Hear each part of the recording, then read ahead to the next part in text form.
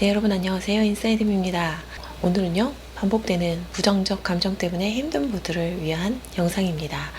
내게 자주 찾아오는 내가 좀 벗어나기 힘든 그런 감정과 연관돼서 이것이 왜 끝없이 나를 쫓아오는가에 대해서 생각을 해보면요. 나에게 어떤 사건이 있었고 그걸로 인해서 내가 많이 힘든 감정을 제대로 느껴줬다면 같은 사항으로 다시 그 감정이 찾아오지 않는 게 정상이에요. 그런데 한 가지 주의할 거는 그 해당 사건에 대한 감정의 양이, 에너지 총량이 어느 정도인지 이제 그 사이즈가 다를 수가 있겠죠.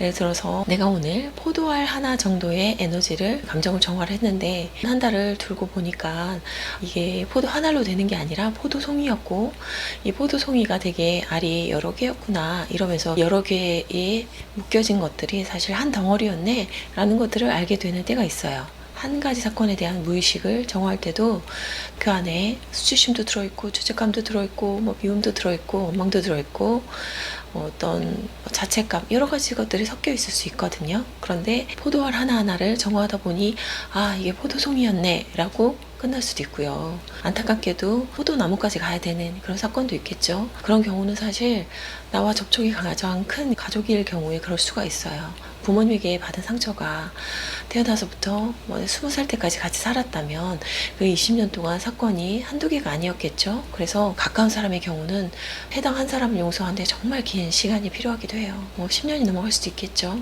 그래서 누군가를 용서하고 싶은데 그 한 사람에 대한 감정이 이렇게 긴 세월 동안 해결이 되지 않고 아프다면 이제 이런 내용을 좀 생각해 보시면 좋겠죠. 그리고 내가 나름 정화를 한다고 했는데 이게 해결이 안 된다, 그런 생각이 들 만한 사항들은요, 무의식 정화는요 굉장히 디테일해야 되는 게 있어요. 저의 경우는 민감성이 삶에 있어서 불편하고 힘들고 이런 쪽으로 작용을 많이 했지만 마음 공부를 하는 데 있어서는 굉장한 이득이 있다고 생각을 해요. 왜냐하면 아다르고 어다른 게 마음을 느껴줄 때 정말 그 전곡을 딱 찔러야 되는 게 있거든요.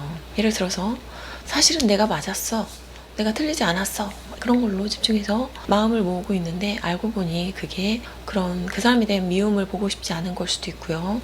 그리고 이걸 파고 들어가면 내 잘못일까봐 두렵다, 이거일 수도 있고요. 그것들을 정화하다가 마침내 나중에 드러나게 될 그 수치심이라는 감정이 두려워서 그런 걸 수도 있거든요. 그래서 정말 다양한 각도로 그 사건을 다시 재해석하고 여러 가지 감정을 다 느껴줘야 돼요. 그래서 정말 전곡을 찔러야 된다는 거, 내가 약간 핀트가 어긋나서 보고 있다면 남의 다리 긁는 느낌으로 해결이 되지 않는 그런 느낌일 수 있다는 거죠. 그리고 또 다음으로 원인으로 짐작할 수 있는 것이요, 2차적인 이득이 있는 거예요.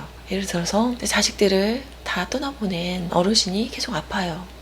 그 어르신의 현재 의식에는 내가 자꾸 이렇게 아파서 자식들한테 패기치고 이렇게 병원비로 돈이 지출되고 나도 불편하고 너무 힘들다라고 생각할 수 있는데, 안에 굉장히 외로움과 사랑받고 싶은 느낌이 강렬하게 자리 잡고 있을 때는요, 내가 아플 때 자식들이 찾아온다거나 연락을 더 자주 한다거나 이런 것들이 이체적인 이득으로 오기 때문에 내가 인식하지 못했던, 내가 원했던 나의 욕구들이 그런 일들을 발생하게 만들고 있었다, 이럴 수 있다는 거죠.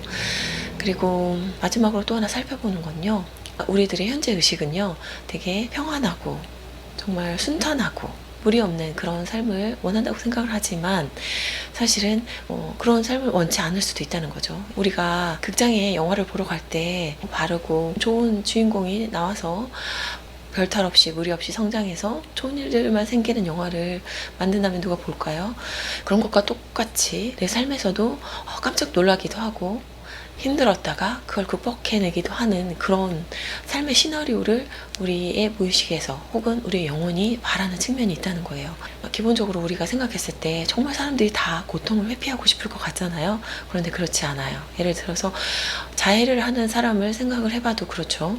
그것도 어떻게 보면 육체적인 고통을 통해서 정신적인 고통을 잊고 싶은 쪽으로 쓸 수도 있죠. 그렇기도 하지만 자신의 머리카락을 뽑는 이런 가벼운 증세도 있지만 정말 손톱까지 다 뜯어서 뽑아버리는 그런 사람들도 있단 말이에요. 근데 이게 과거에는 어떤 고문의 방식으로 쓰였던 거란 말이에요.